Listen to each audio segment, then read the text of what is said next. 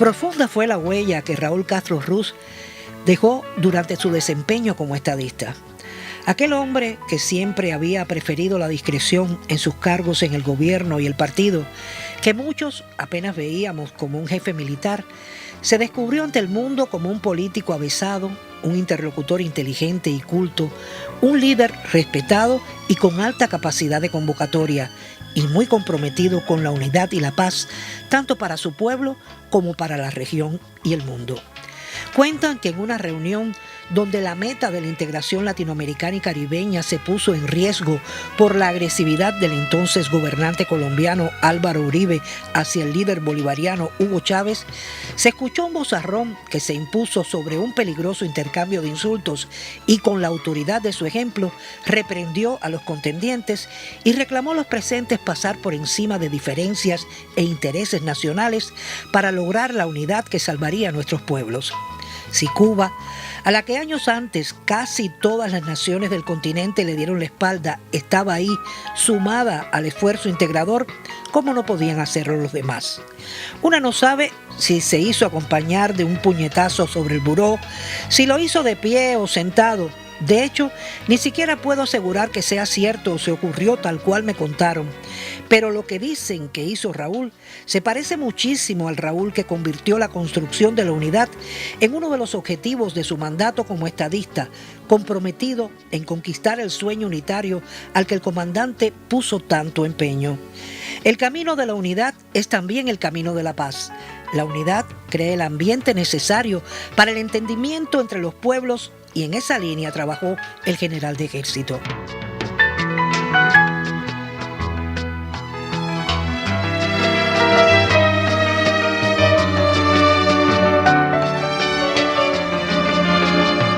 Así lo vimos en el 2008 en Costa de Sauípe, Brasil, donde se registró el ingreso de Cuba al Grupo de Río, que era el mecanismo regional que coordinaba esfuerzos para la solución pacífica de los conflictos y que al final devino embrión de lo que comenzó a gestarse en la llamada Cumbre de la Unidad, celebrada en febrero de 2010 en la Riviera Maya de México y que nació en diciembre del año siguiente en la Venezuela bolivariana como Comunidad de Estados Latinoamericanos y Caribeños, la CELAC.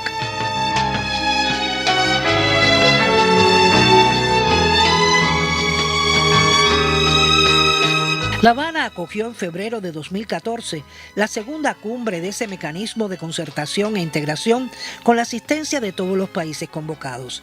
En esa cita se aprobó un documento cuyo propósito vale para justificar la existencia misma de la CELAC. Estimadas y estimados jefes de Estado y de Gobierno, proclamo solemnemente a América Latina y el Caribe como zona de paz. Otro hecho que también debe entenderse como una contribución de Raúl a la paz fue cómo condujo el proceso para el restablecimiento de las relaciones con Estados Unidos. En la mañana del 17 de diciembre de 2014, una noticia recorrió el mundo.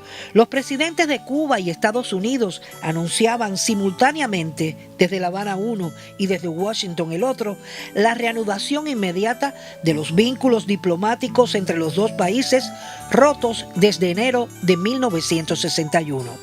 Esto no quiere decir que lo principal se haya resuelto.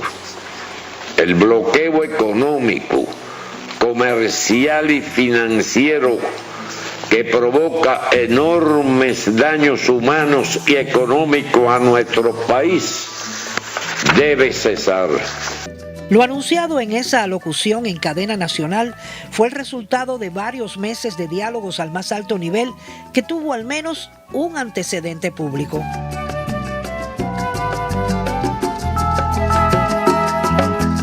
Un año antes, durante el funeral de Estado de Nelson Mandela, una imagen ocupó espacios en todos los medios de prensa del planeta.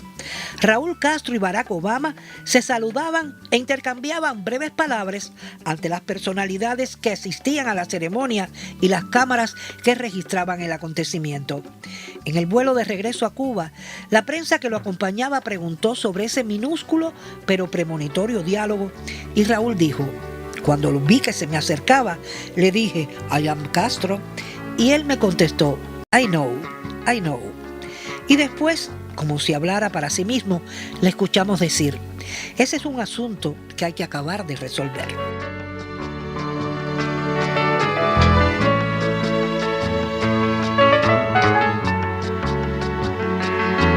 Y ciertamente se dieron pasos por ambas partes para que las relaciones entre los dos países entraran en una etapa de distensión que permitió la apertura de las embajadas en sus respectivas capitales y el inicio de la cooperación en varias esferas de interés mutuo. En ese proceso de normalización sobresalieron los encuentros que ambos jefes de Estado celebraron en el contexto de la Cumbre de las Américas celebrada en Panamá y durante el periodo de sesiones de la Asamblea General de la ONU en Nueva York, así como la visita oficial que Barack Obama hiciera a Cuba en marzo de 2016.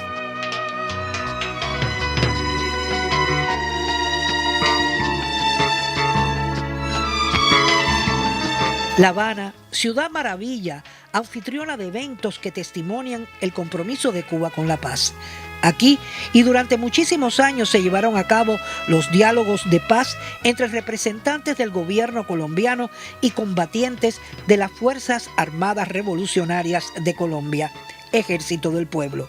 La contribución de Cuba, en particular de sus líderes Fidel y Raúl, al fin del conflicto armado más antiguo del continente, fue reconocido no solo por las partes involucradas, sino también por la comunidad internacional que asistió esperanzada a la ceremonia final que tuvo lugar el 26 de septiembre de 2016 en la siempre bella Cartagena de Indias.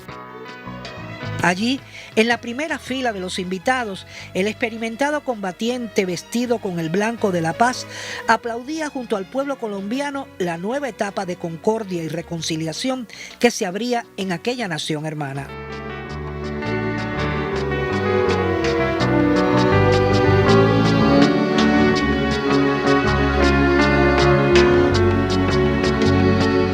En febrero de ese mismo año, el talante auspiciador de La Habana y los buenos oficios del entonces presidente Raúl Castro convirtieron al Aeropuerto Internacional José Martí de esta capital en punto neutral en la encrucijada entre norte y sur, este y oeste, y símbolo de la reconciliación para acoger la celebración de un encuentro histórico.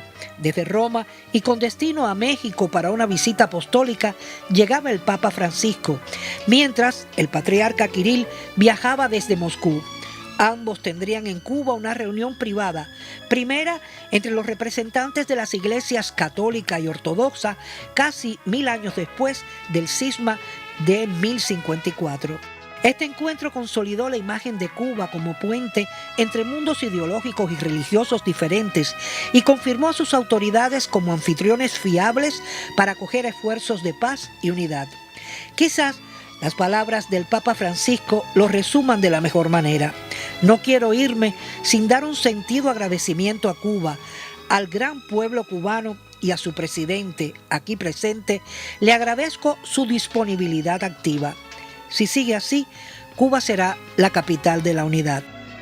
Raúl siempre apostó por la unidad, también por la paz como bien más preciado.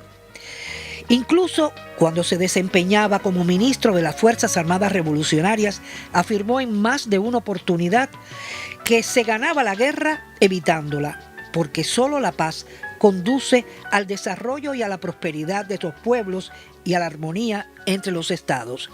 Ese es uno de sus legados fundamentales.